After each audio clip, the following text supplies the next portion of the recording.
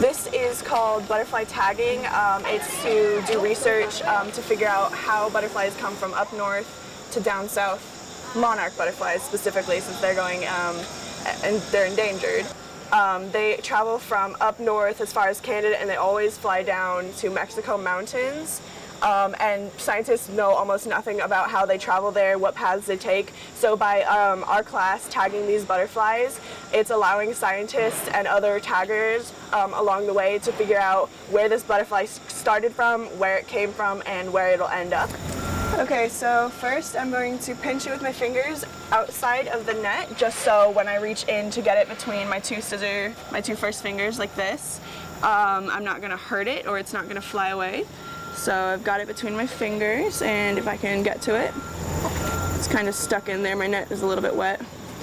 And then its fingers, or it's not its fingers, its legs, as you can tell, are kind of flailing around because they want to get stuck to something.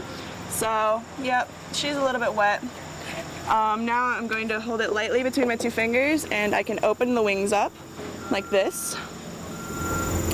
And if it had a black dot on it, if like right about there, it would be a male, but this one doesn't have a black dot. The black dot is a pheromone gland, so this one is a female. So we're gonna close its wings back up, and I'm gonna grab it between my two fingers again. And then Samaya is going to hand me a dot. This is a tagging sticker so that later on, if somebody else catches the same butterfly, they can record the data and they can tell the migration patterns. I'm putting it right in the middle of its hind wing. Its hind wing is its bottom wing. The forewing is this wing up here. So now that we've caught it, we're going to put it in here. We're going to hook it onto one of the sides, and then Brian's going to close it up very quickly and zip it shut, just so right now while we're still catching, we won't catch it again.